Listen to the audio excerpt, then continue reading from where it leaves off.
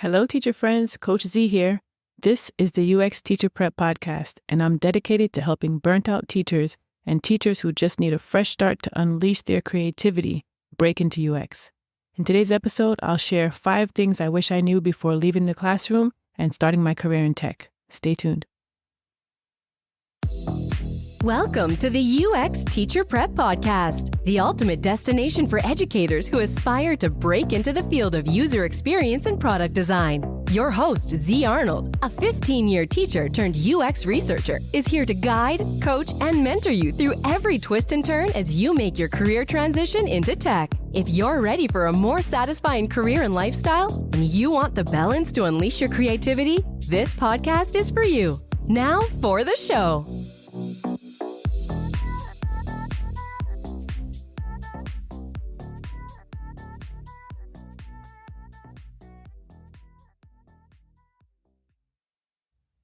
Now that I've transitioned out of the classroom and I've been in my role as a remote UX researcher for 2 years, I've been doing some reflection. I wanted to share with you some things I wish I knew before my transition, because I know a lot of you are out here searching for answers and trying to figure out your next steps just like I was. And I wish I knew these things sooner so I could, 1, ease some of the anxiety I was having, and 2, so I could mentally and logistically prepare for my new role. I learned a lot during my transition, and I hope something I share today can help you out. Something that I realized is that transitioning from teaching to a corporate career was a bit of a culture shock, and it's something you need to be prepared for. Before I started teaching, I actually worked in corporate, but that was years before, so I kind of forgot about that experience. The tech industry can be very different from the education field. You have to be ready for changes in your work environment, company culture, and work-life balance. It might be more flexible, or in some cases, more demanding. Personally, I work remotely, plus my company values work-life balance, so I have absolutely no complaints in that department. But if you were an ELA teacher like me, grading papers and lesson planning all the time while at home, you might get some relief in a different type of role where you won't have to take work home with you. So let's get into it. Let's start with the things I wish I knew to ease my anxiety. Like they say, you don't know what you don't know, but that can actually be stressful at times. So the first thing I wish I knew is that my transferable skills were my secret weapon. What I mean by that is that although I never hid the fact that I was a teacher, I was always trying to learn new skills and prove myself right for the new industry. And in the beginning, I didn't think the skills I acquired as a teacher meant so much. I was sitting on so many transferable skills that were needed in a UX EdTech role, and I didn't realize it at first. As a teacher, you have so many skills that are highly valuable in UX and in other fields as well. You have the unique ability to communicate complex ideas in simple ways. You can manage diverse groups of students and create engaging experiences for them. And you're used to working with different audiences and adjusting your presentation techniques to meet their needs. You even modify and adjust your lessons and your approach to meet different accommodations that students have. And I talked about transferable skills in episode 2, so listen to that one if you want to get deeper into that. But your ability to empathize with students gives you an edge in UX. Your students are your users. They're the users of your product, which is your lesson plan. So understanding user needs and pain points is crucial in creating user-friendly designs in UX and user-friendly experiences. So use your empathetic skills to your advantage. And if you run teacher PDs like I did, you have the ability to do the same thing for adult learners. All of these skills are directly transferable to UX roles, and they're highly valued in the field. I feel like a lot of teachers don't realize how valuable their skills are to other industries. There's so much more to teaching than just delivering a lesson in front of a class. And that alone takes a tremendous amount of skill, awareness, and talent to be done effectively. We as teachers just don't give ourselves enough credit. As a teacher, you have public speaking skills and you're not afraid to stand in front of 30 plus students to deliver a lesson, or stand in front of an auditorium filled with students to deliver a message. That comes natural to teachers, but it might not come natural to those who haven't worked in the profession. Also, planning, project management, classroom management, those are all skills that transfer well into UX roles. Definitely check out episode 2 if you want to learn more about those transferable skills. The next thing I wish I knew was how crucial networking was, and not just connecting with people, but strategically networking.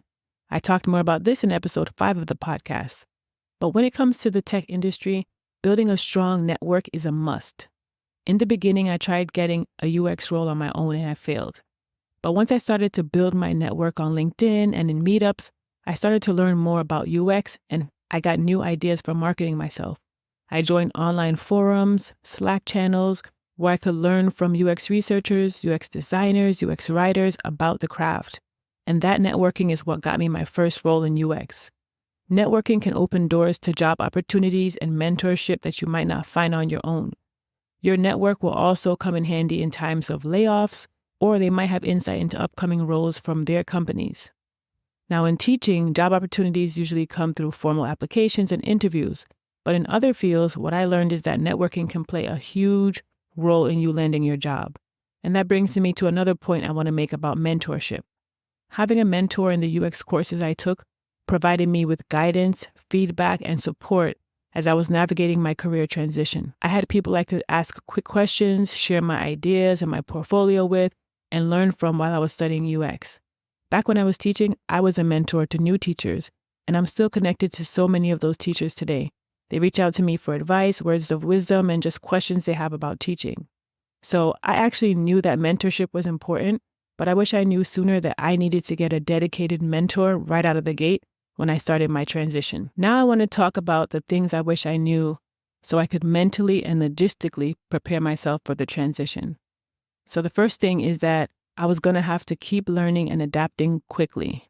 Now, I love to learn and I consider myself a lifelong learner, so that really wasn't an issue for me in terms of learning. However, once I discovered UX, I realized that I had to stay updated with the industry trends and keep learning. So I immersed myself in UX books, podcasts, courses, articles, events, and as much as I could to stay up to date.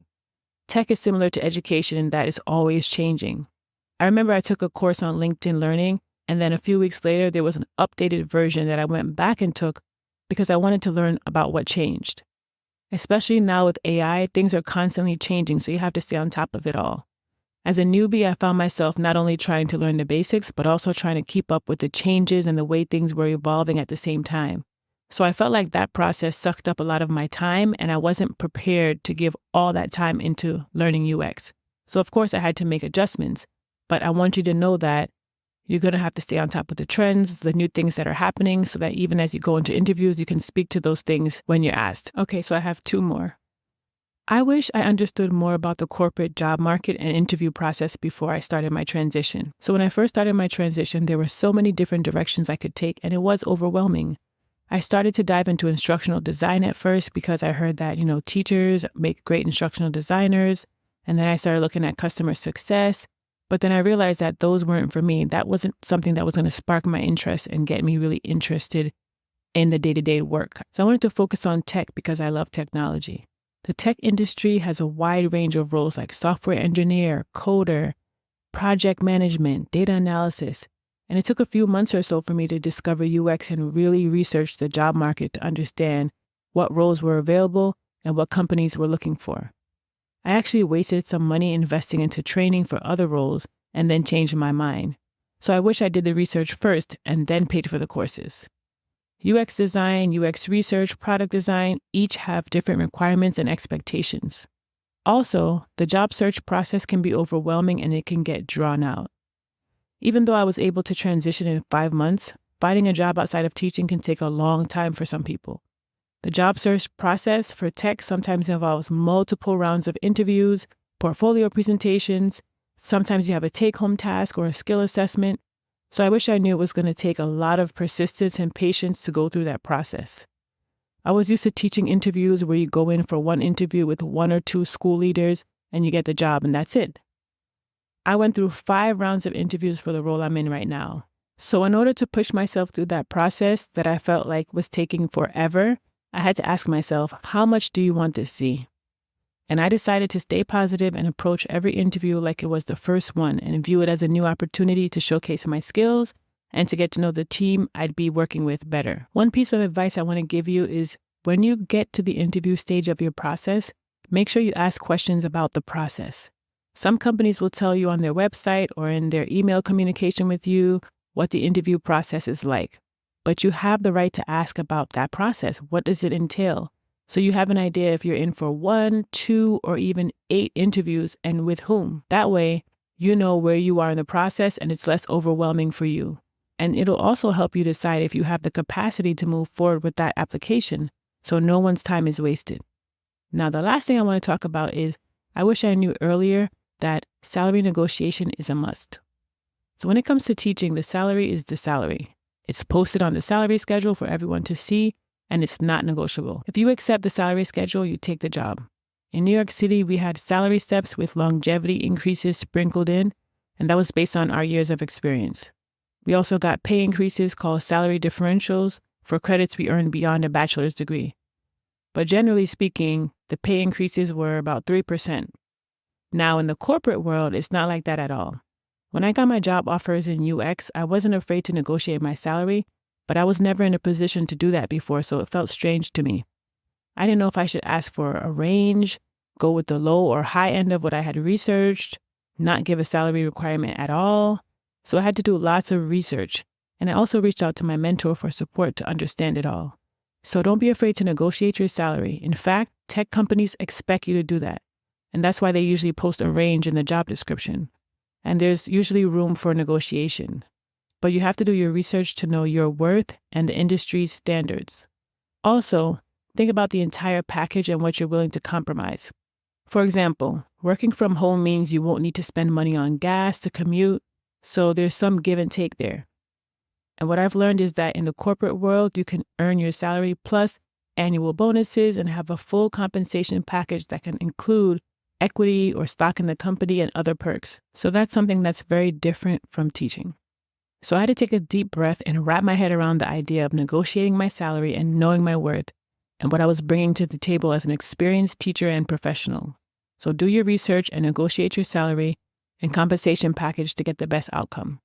So I want to close by saying that leaving teaching can be very emotional, especially if you've built close bonds with your students and it's something you've been doing for years. Even if you're burnt out and ready for a change, teaching is familiar, it's your consistency, and it's what you've known for a long time. A lot of former teachers miss the sense of fulfillment and the close relationships they have with their students. When I left teaching, I missed my students for a long time. So it's important to prepare for this emotional shift and find new sources of satisfaction in your new role, or while you're transitioning out of that role. But the most important thing I want to tell you is to stay focused and don't give up on yourself. The transition can be challenging and sometimes slow, but stay resilient, be patient with yourself, and celebrate all the small victories along the way, and I know you'll crush your goal to start a new career. As always, if you need support on your career transition, I'm here to help. You can connect with me on socials, and the links are in the show notes below. Thanks so much for tuning in. If you like this podcast, hit follow and scroll down to leave a 5-star rating, then share it with a friend.